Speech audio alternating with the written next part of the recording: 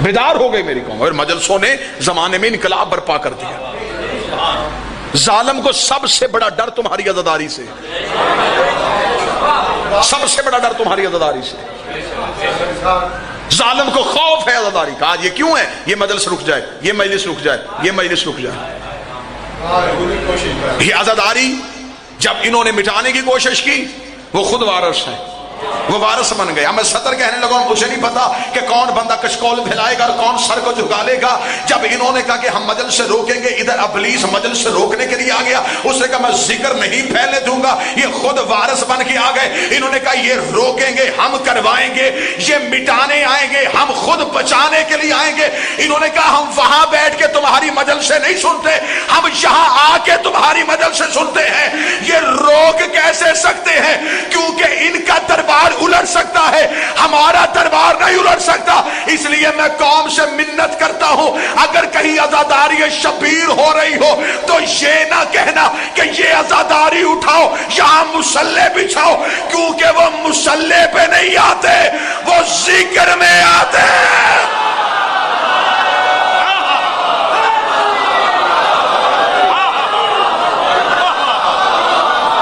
ان کا کہیں وعدہ نہیں.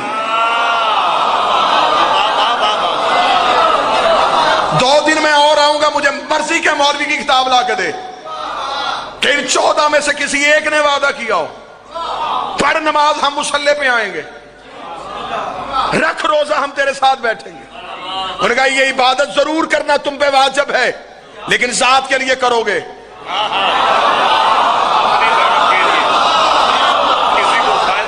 مجلس کی سب بچھاؤ, کوئی آئے نہ آئے, ہم آتے ہیں. اسی لیے تو مولوی کی کوشش ہے کہ مجلس کی روحانیت ختم ہو جائے. وہ اپنا آپ لا رہا ہے, علی کو اٹھا رہا.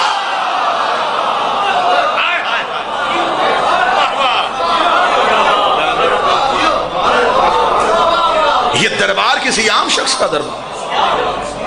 یہ مجلسیں چلیں. یہ عزاداری کا بانی کون ہے؟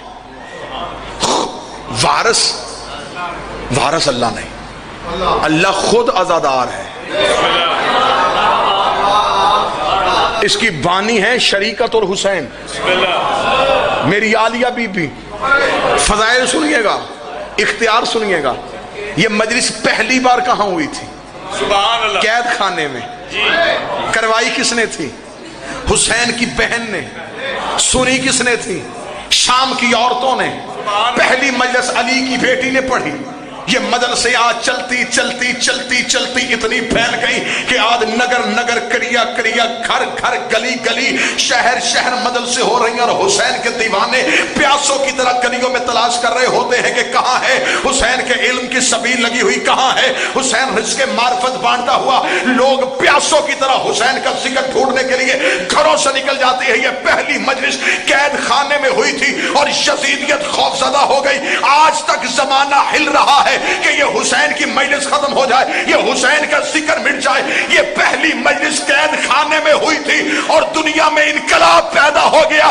رکھو سروں پہ قرآن. جن کے قید خانے میں دیے ہوئے درس کا اتنا اثر ہے, ان کی منبر کی تعلیم کیسی ہوگی؟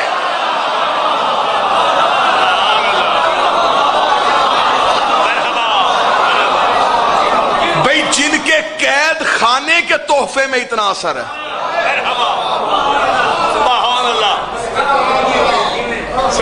جن کے قید خانے میں پڑھی مجلس کا اتنا اثر ہے, ان کے منبر کے خطبوں کا اثر کیا ہو؟ پڑھے لکھے احباب سے اگلی سطر کہوں, جس بی بی کے خطبوں نے قیامت ڈھا دی, جس کے خطبوں سے انقلاب آ گیا, اگر اس کی قرآن کی تفسیر آتی,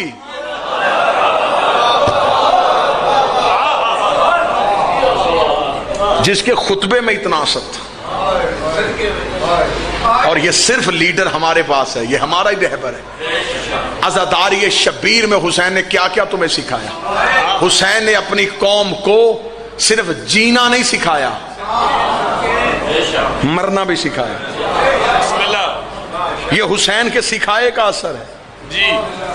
یہ حسین نے کربلا میں جو کیا تھا، یہ حسین نے کربلا میں جو 72 لے کے آیا تھا، حسین نے سانچے رکھے تھے. مصعب نے فضائل سننا، عزاداری کی اہمیت سننا. حسین نے کیسے زمانے میں انقلاب پیدا کیا. حسین نے کربلا میں سانچے رکھ دیے. حسین نے کہا اب قیامت تک جو جس سانچے میں ڈھلنا چاہے وہ اس سانچے میں ڈھلے. حسین نے انسانیت کی تعمیر شروع کر دی. آدم سے لے کے خاتم تک کوئی انسانیت کو حسین نے پیچھے کیا. 72 نفوس حسین نے کشید کیے. حسین نے کربلا کی ریت کا انتخاب کیا. حسین نے وہاں نئی انسانیت کے پودے لگانے شروع کر دیے. حسین نے کہا اب میں دیکھوں گا کہ کیسے یزیدی فضائیں آتی ہیں. اب میں دیکھوں گا کہ حسین نے کہا یہ جتنے میں لے کے آیا ہوں یہ دنیا کے لیے نہیں آئے، یہ حسین کے لیے آئے. یہ محبت حسین میں آئے. وہ محبت دنیا میں آئے تھے. وہ 9 لاکھ تھے، یہ 72 تھے. وہاں زندگی سے محبت تھی، یہاں موت سے محبت تھی. وہاں ہر کوئی سوچ رہا تھا میں زندہ رہوں گا، میں بچ جاؤں گا، میں گھر چلا جاؤں گا. یہاں ہر کوئی حسین کے پاس بیٹھ کے پوچھ رہا تھا کل میں مر جاؤں گا، میرا نام فہرست میں لکھا ہے، مولا مجھے میدان میں جانے کی اجازت ہوگی. حسین نے کہا یہ تھا میرا انقلاب. حسین نے کہا میں نے ایسے انقلاب برپا کیا کہ وہ 9 لاکھ لے کے آیا تھا اور میں 72 لے کے آیا تھا. اس کے زندوں کی فہرست بھی کہیں نہیں ہے، میرے مردوں کی بھی فہرست لکھی ہوئی ہے. اس کا کمانڈر کسی کو یاد نہیں، اس کا گھوڑوں کو پانی پلانے والا بھی علیہ السلام ہو گیا.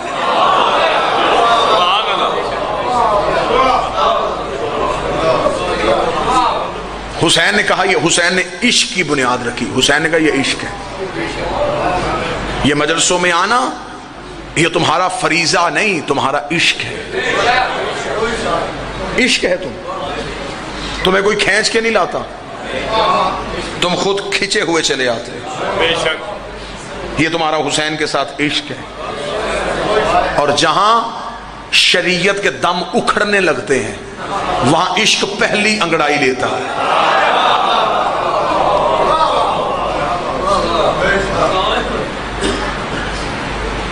تعظیم میں اور عبادت میں فرق ہے. آج بندے کہتے ہیں عبادت ہونی چاہیے تعظیم ہو نہ ہو. آؤ میں تمہیں عبادت اور تعظیم کی ایک ہلکی سی جھلک دکھا دیتا ہوں. عبادت بھی وہی ہے جس میں تعظیم ہو. آؤ میں تمہیں ایک ہی تصویر میں 2 رخ دکھاتا ہوں.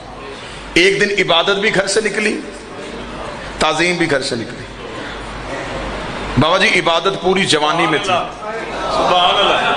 تعظیم ابھی بچپن میں تھی.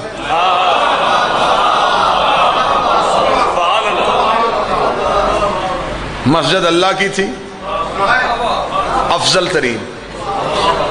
سجدے میں جو تھا وہ افضل ترین. جو عبادت کر رہا تھا وہ بھی افضل ترین. عبادت کے جس رکن میں تھا وہ بھی افضل ترین. جو تسبیح پڑھ رہا تھا وہ بھی افضل ترین. عبادت پورا جوبن لے کے آئی تھی، تعظیم صرف بچپن لے کے آئی. بچپن کی تعظیم عبادت کے اوپر آ کے سوار ہو گئی. عبادت نے جھک کے بتایا کہ میں تب تک رہتی ہوں جب تک یہ رہتی ہے.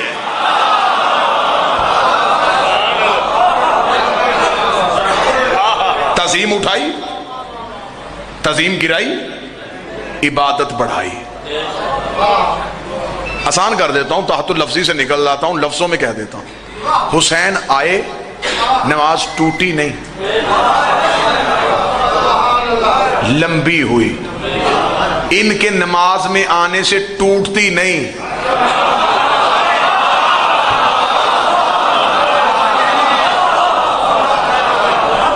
بڑھ جاتی ہے.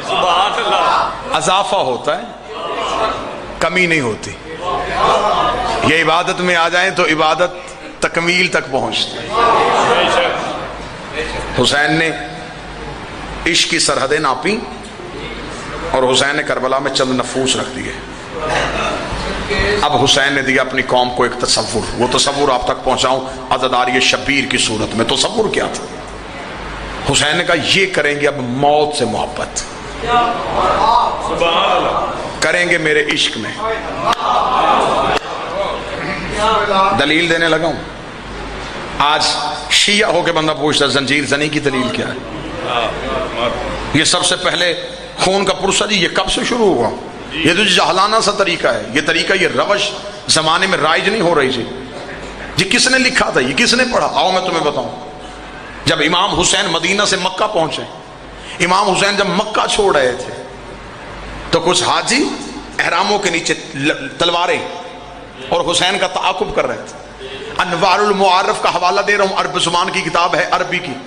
امام حسین نے گھوڑے کی زین میں بیٹھ کے انہیں کہا بدبختو، مجھے ان لوہے کی تلواروں سے ڈراتے ہو؟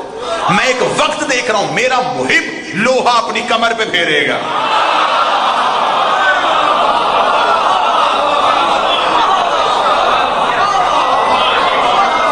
اب مجھے بتاؤ کیا یہ دلیل زنجیر زنی کی نہیں؟ حسین کہ تم ان لوہے کی تلواروں سے حسین کو روکنے آئے ہو؟ میں دیکھ رہا ہوں کہ ایک وقت آئے گا میرا محب یہی لوہا اپنی کمر پہ پھیرے گا، شفا میں دوں گا۔ آج بندے کہتے ہیں یہ حسین کے ماتمی جسم بوٹیاں ہوا میں اڑ رہی ہوتی ہیں، انہیں اتنی جلدی شفا کیسے مل جاتی ہے؟ مجھے کتاب کا حوالہ میرے ذہن میں آ گیا کہ امام حسین کا بچپن تھا بابا جی فرحان بھائی، امام حسین کا بچپن، امام حسین گھر سے نکل کے امام حسین جا رہے تھے، یہ ایک شخص جانور کو ذبح کر رہا، اس نے آتا ہوا حسین دیکھا، کتابیں کہتے ہیں حسین کے چہرے پہ اتنا محب ہوا، اس نے بجائے اس بکرے کے گلا کاٹنے کے اس نے اپنا ہاتھ کاٹ لیا۔ جب حسین قریب سے گزر گئے اسے پھر پتا چلا میں اپنا ہاتھ کاٹ چکا ہوں۔ یوسف تو نہیں تھا کہ صرف انگلیاں کٹتی، حسین تھا، اس نے اپنا پورا ہاتھ کاٹ لیا، کٹا ہوا ہاتھ۔ چند قدموں پہ حسین گئے تھے، حسین کا ایک نوکر بھاگتا حسین کے پیچھے آیا، اس نے کہا رک جا بطول کا بیٹا، رک جا، رسول کا پیچھا، وہ تیرا چہرہ دیکھ رہا۔ اس نے اپنا ہاتھ کاٹ لیا، حسین واپس آئے، حسین نے اس کا گرا ہوا ہاتھ، ٹوٹا ہوا ہاتھ اٹھا کے اس کے ساتھ بازو میں لگا کے حسین نے اپنا ہاتھ پھیرا، اس کا ہاتھ اس کے بازو سے مل گیا۔ جب سے میں نے یہ واقعہ پڑھا اس کے بعد مجھے اب دوسری دلیل مانگنے کی ضرورت ہی نہیں ہے۔ اب ہمیں پتا چلا کہ ماتمیوں کے زخم ٹھیک کیسے ہوتے ہیں۔ یہ تیرے زخم اس لیے ٹھیک ہوتے ہیں تو زنجیر چلا کے گھر آتا ہے، حسین تیری کمر پہ ہاتھ پھیر۔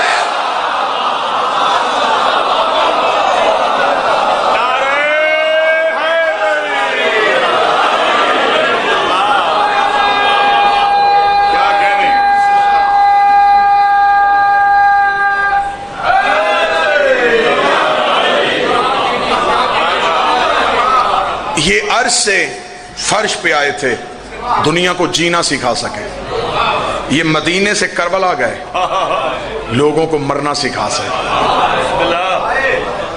اس سے پہلے کسی نبی نے بھی یہ تصور نہیں دیا تھا کہ کوئی موت کو بھی مارتا ہے۔ یہ تصور ہمیں کربلا سے ملا جب حسین نے کہا اکبر سامنے موت ہے، فرمایا بابا ہم حق پہ ہیں، بے شک اکبر، فرمایا پھر ہمیں کیا سوچ، چاہے ہم موت پہ جا پڑیں۔ یہ پہلی بار اکبر نے بتایا کہ موت کو بھی موت آتی ہے۔ اور مجھے حسین کی قسم، موت کربلا سے بھاگ رہی تھی اور حسین کے نوکروں کے ہاتھ موت کے گریبان میں تھے، موت ڈر رہی تھی اور وہ کھینچ رہے تھے۔ یہ تھی حسین کی دی ہوئی عشق کی سچائی جو عزاداری کی صورت میں آئی۔ ہمیں عشق ہے حسین سے، تیرا کچھ جو حسین ہوگا ہمارا سب کچھ ہی حسین، تیرا ہو جاتا ہوگا حسین کے بغیر گزارا، ہمارا نہیں ہوگا۔ صدقے ہم جسم کاٹتے ہیں حسین کی رضا کے لیے، ہم کڑی پہنتے ہیں حسین کی رضا کے لیے، ہم آگ کا ماتم کرتے ہیں حسین کو راضی کرنے کے لیے۔ یہ ہمارا اس حسین سے عشق ہے اور عشق پہ کوئی پابندی نہیں لگا سکتا، عشق کو کوئی بند نہیں باندھ سکتا۔ بے خطر کود پڑا آتش نمرود میں عشق، عقل تھی محو تماشائے لب بام، ابھی عقل ابھی سوچ رہی تھی، عشق نے کہا جہاں محبت ہو وہاں سوچا نہیں کرتے۔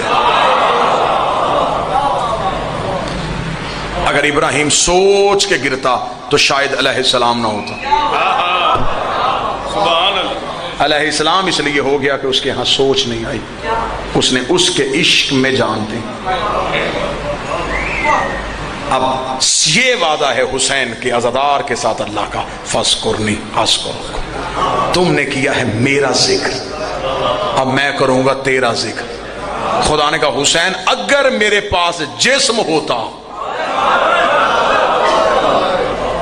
میں زمانے میں آ کے حسین حسین کرتا ہوں، میں جسم سے مبرہ ہوں، لیکن حسین میں وعدہ کرتا ہوں جو کام میں جسم کی صورت میں نہیں کر سکا، کچھ جسم ہی میں ایسے رکھ لوں گا۔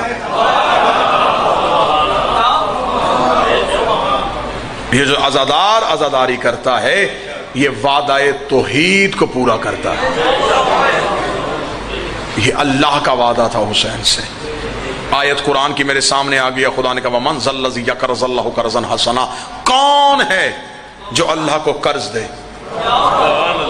آیت قرآن میں نہ ہو میں اس شوق میں گردن کٹواؤں گا۔ خدا نے صرف قرض نہیں کہا، کون ہے جو قرض حسنہ دے، نیک قرض دے۔ نماز قرض نہیں، احسان نہیں کرتے تم نماز پڑھ کے اللہ پہ، واجب ہے تم پہ، نعمتیں نہیں اس کی استعمال کرتے۔ کوئی قرض نہیں ہے، کوئی بندہ یہ ترجمہ کرے کہ نماز کو اس نے قرض کہا ہے، نماز قرض نہیں، اس نے واجب کی ہے۔ روزہ قرض نہیں، اس نے واجب کیا ہے۔ زکوٰۃ قرض نہیں، اس نے مال اس نے دیا تو اس کے مال میں سے دیتے۔ حج قرض نہیں ہے، استطاعت ہے تو آ جاؤ ورنہ رکو اپنے گھر پہ۔ جاؤ شرق غرب کے مولویوں سے جا کے پوچھو کون سا قرض ہے جو خدا مانگ رہا ہے۔ والدین کی خدمت واجب، ہمسایوں کے حقوق واجب، پھر خدا نے قرآن میں کیوں کہا کون ہے وہ جو مجھے قرض دے گا؟ اگر مجھ سے حوالہ چاہو گے میں کتاب ممبر پہ دکھانے کے لیے تیار ہوں۔ امام سے پوچھا گیا مولا یہ اللہ کون سا قرض مانگ رہا ہے؟ امام نے فرمایا جس نے میرے جد حسین کی عزاداری پہ ایک درہم بھی خرچ کیا اس نے اللہ کو مقروض کر لیا۔ جس نے حسین کی عزاداری پہ ایک درہم بھی خرچ کیا،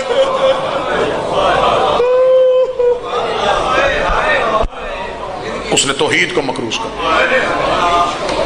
یہ جو مجلسوں میں آتے ہیں یہ کسی امیر کے گھر نہیں جاتے۔ سخی حسین یہ تیرے ذکر کا کرم ہے، ورنہ کہاں غریب کا گھر کہاں حسین کی ماں۔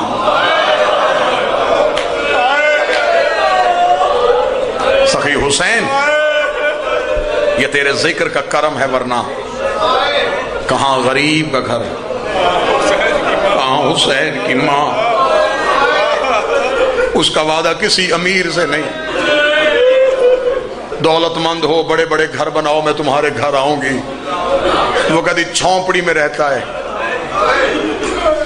چھوٹا سا گھر ہے تیرا، تو صرف خاک پہ بیٹھ جا، تیرے پاس کوئی ذاکر پڑھنے والا نہیں، تو صرف مٹی پہ بیٹھ کے ایک دفعہ یا حسین کہے، میں بطول وعدہ کرتی ہوں پہلی صدا تو دے گا، دوسری تیرے گھر میں آ کے زہرا دے۔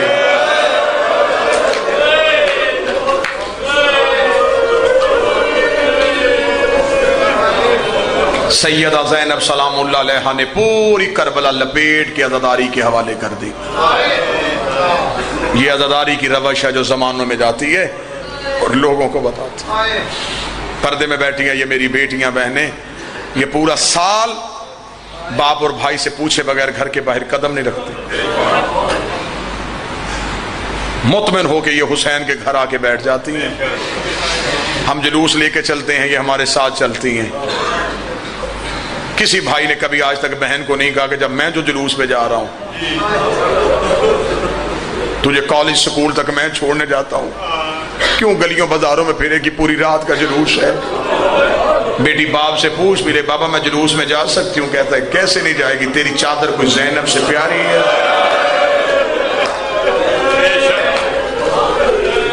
عزادار یہ شبیر نہ چھوڑنا۔ بس ایام ازا قریب ہیں، وقت کے دامن میں وسعت نہیں، صرف ایک واقعہ پڑھ دیتا ہوں، فضائل زیادہ پڑھ گیا۔ مصر کا رہنے والا ایک تاجر، بابا جی محرم کا چاند ہوتا اپنے گھر میں غریب کی مجلس کرواتا اور پوری شایان نشان کرواتا۔ ایک سال ایسا ہوا مال سارا گھاٹے میں چلا گیا، نقصان کاروبار میں ہو گیا، سب کچھ بک گیا، اتنا مقروض ہو گیا کہ گھر میں کھانے کے برتن بھی نہ رہے، گھر میں کھانے کے برتن نہیں، گھر بالکل خالی، اور محرم کا چاند طلوع ہو گیا۔ اس نے یوں چھت پہ جا کے محرم کا چاند دیکھا تھا میری زندگی میں طلوع نہ ہوتا، کاش تیرے آنے سے پہلے میں چلا گیا ہوتا، ہر سال تو طلوع ہوتا، میرے گھر میں حسین کی سب بچتی تھی، حسین کے لنگر، حسین کے ماتمی، حسین کی نیازیں، آج میرے گھر میں کچھ بھی نہیں. چاند سے کھڑا شکوے کر رہا تھا، یا یوں کاندھے پہ آ کے بیوی نے ہاتھ رکھ کے کہتی شرم کر، جب میں گھر میں قیمتی چیزیں پڑی ہوں پھر غربت کے گلے نہیں کرتے. اس نے یوں مڑ کے بیوی کو دیکھا، اس نے کہا شاید عورتوں کو زیور پیارے ہوتے ہیں، اس نے مشکل وقت کے لیے کوئی زیور بچا کے رکھا ہو. کہنے لگا ہے کیوں تیرے پاس کوئی قیمتی چیز، جلدی دے میں بیچ کے آؤں، میں تو ترس گیا ہوں. اس نے کہا ہاں میرے پاس ایک قیمتی چیز ہے. یہ جلدی سے چھت سے صحن میں گیا، بیوی کمرے میں گئی، 2 بیٹے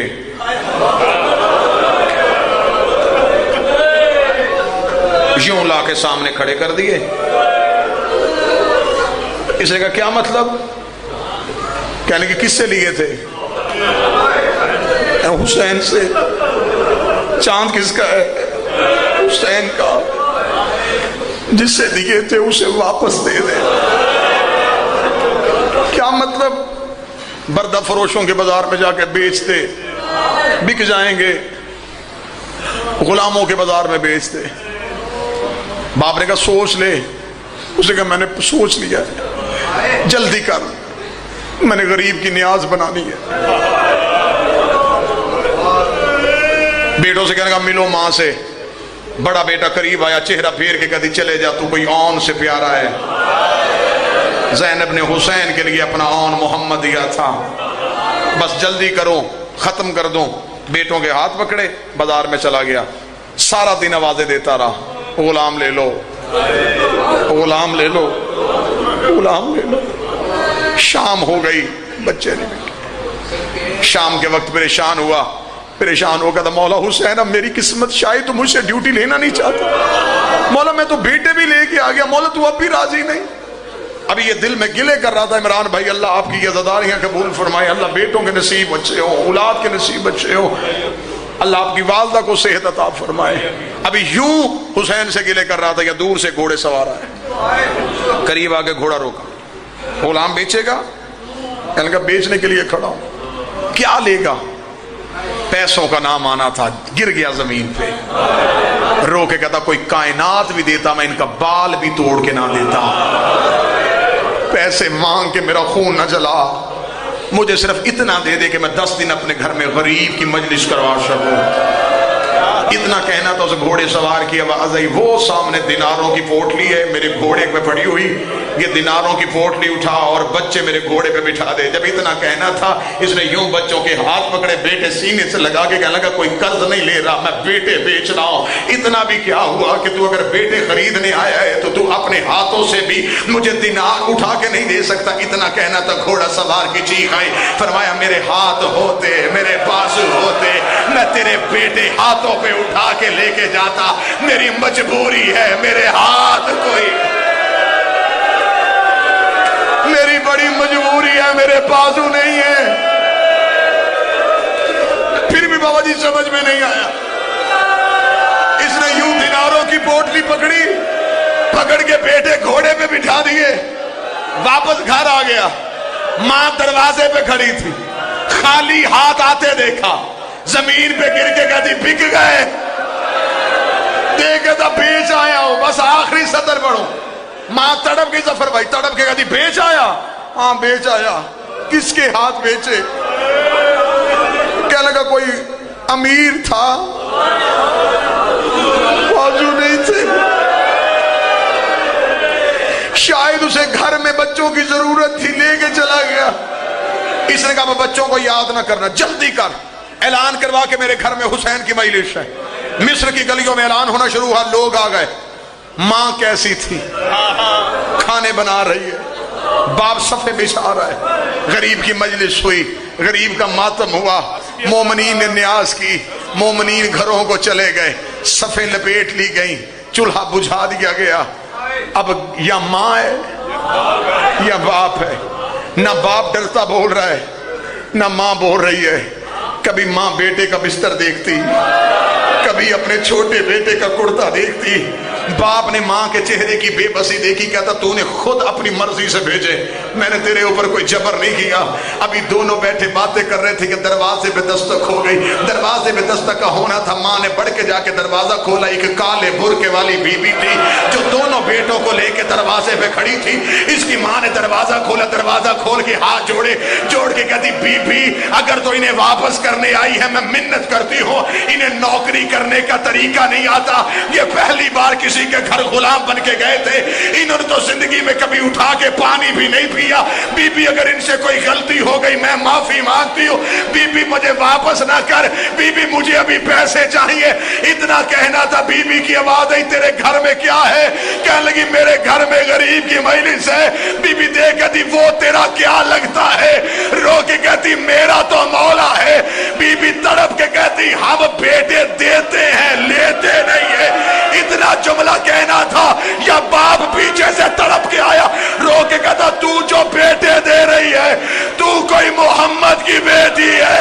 آواز آئی پردہ کر، میں حسین کی ماں فاطمہ تیرے بیٹے لے کے آئی اور تو نے میرے غریب کا ذکر کروا۔ اللہ لعنت اللہ علی القوم الظالمین و سیعلم الذین ظلموا۔